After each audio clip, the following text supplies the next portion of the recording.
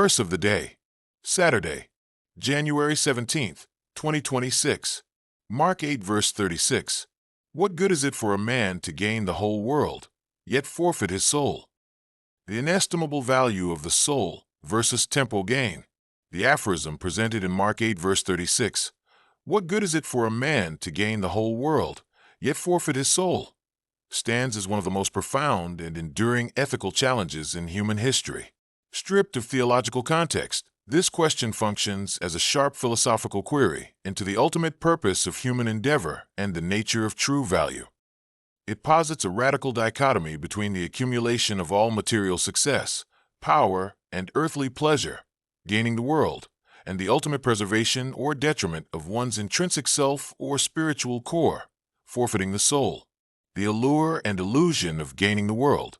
To gain the world is to achieve the zenith of human aspiration within the confines of material existence. In contemporary terms, this encompasses unimaginable wealth, pervasive influence, absolute political dominance, mastery over scientific frontiers, and widespread adoration. History is replete with figures who have appeared to possess the world. Emperors like Caesar, titans of industry like Rockefeller, and cultural icons whose reach spans continents.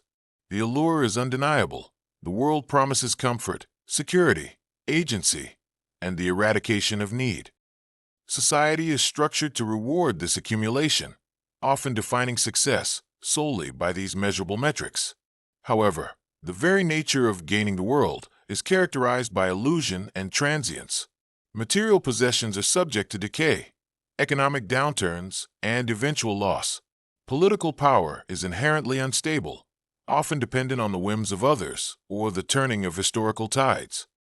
Even fame is fleeting, as new generations supplant the old. The pursuit of these external markers of success often requires a compromise of integrity. Individuals climbing the ladder of worldly success frequently engage in ethical shortcuts, sacrificing empathy, honesty, and deep personal relationships for competitive advantage.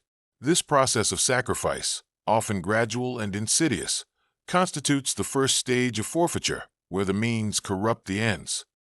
The acquisition becomes a consuming void, demanding ever-increasing effort to maintain, rather than providing lasting satisfaction. Defining the soul in a secular context. While the verse originates in a theological framework, its philosophical resonance extends beyond specific religious dogma. The soul can be interpreted in several crucial ways relevant to secular ethics and psychology. It represents the core essence of personhood, one's moral compass, integrated identity, capacity for authentic connection, integrity, and ultimate self-respect. Forfeiting the soul, therefore, means a profound moral disintegration, the extinguishing of the internal light that guides ethical action and provides meaning. In psychological terms, forfeiting the soul is akin to achieving narcissistic burnout or experiencing a complete collapse of self-identity rooted in external validation. Consider the case studies of highly successful executives or celebrities who, having reached the pinnacle of their careers, find themselves overwhelmed by emptiness, leading to substance abuse, depression, or destructive behaviors. They have gained everything the world offers, yet their internal landscape is barren. They have effectively lost themselves in the process of gaining external recognition. This internal loss is arguably more devastating than any material deprivation because it eradicates the capacity to experience the gains meaningfully. If the lens through which one views reality is corrupted by greed, paranoia, or moral vacancy, the world, however vast, appears colorless and worthless. The cost of irreversible exchange. The genius of Mark 8 verse 36 lies in its presentation of an exchange so unbalanced it renders the transaction irrational. The world, no matter how extensively acquired, is finite. Its temporal nature means that even if one lived 1,000 years, the possession would eventually end with death. The soul, conversely, is often considered the repository of intrinsic, non-negotiable value. The verse implies that the soul's value is infinite, or at least functionally irreplaceable within the span of a human life. The cost of the exchange is irreversible.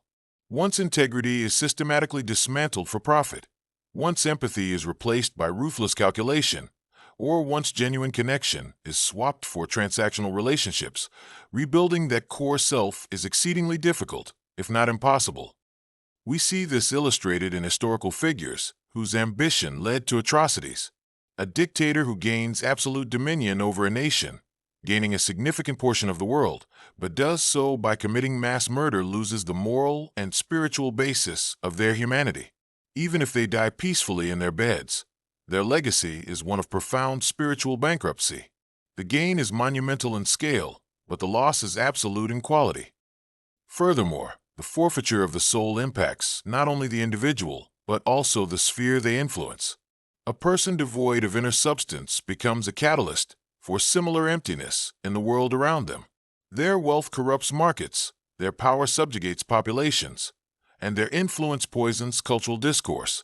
The perceived gain is therefore parasitic, feeding on the degradation of the larger environment. The ethical frameworks that traditionally guarded the soul, religious observance, philosophical discipline, community accountability, have often weakened in the face of hyper-individualism and consumerism. When cultural narratives consistently celebrate material acquisition above all else, the internal voice questioning the means of attainment is easily muted by the external roar of achievement. The danger is that modern society incentivizes the forfeiture of the soul for what looks, from the outside, like unimpeachable success. The necessity of internal accounting. The question compels an internal accounting, forcing an honest assessment of priorities. It demands that individuals define what constitutes true, lasting good. If the world is gained through means that destroy one's capacity for love, justice, or self-reflection, the transaction is a failure. True human flourishing, or eudaimonia, requires the alignment of external action with internal virtue. Gaining the world in a way that preserves the soul involves adopting a stewardship model rather than an ownership model. If one manages wealth or power with a focus on ethical responsibility and contribution to human flourishing, the external gains become secondary achievements supporting an internally secure foundation. The world is then used as a tool for good, rather than becoming the master of the self. The man who achieves moderate success through honest labor and maintains deep, loving relationships has achieved a far greater net positive than the tyrant who controls empires, but lives in perpetual fear and isolation. His world may be small, but his soul remains intact, representing an infinite return on investment. Conclusion. The profound simplicity of Mark 8 verse 36 remains a timeless and urgent ethical imperative. It serves as the ultimate litmus test for human ambition, demanding that we calibrate our pursuits against the measure of our intrinsic selves. The world offers dazzling, transient rewards, wealth, power, and acclaim, but these gifts are inherently limited by time and decay. To secure them by sacrificing the soul, defined as one's moral integrity, authentic identity, and capacity for meaningful existence, is to commit the supreme error of valuation. In the end, the man who possesses the entirety of external reality but finds himself internally hollowed out has gained nothing of lasting consequence. The true good of a human life resides not in the volume of possessions accumulated, but in the quality of the spirit maintained throughout the journey. Wish you all a very blessed and a joyful weekend. Nazreya Nazarene.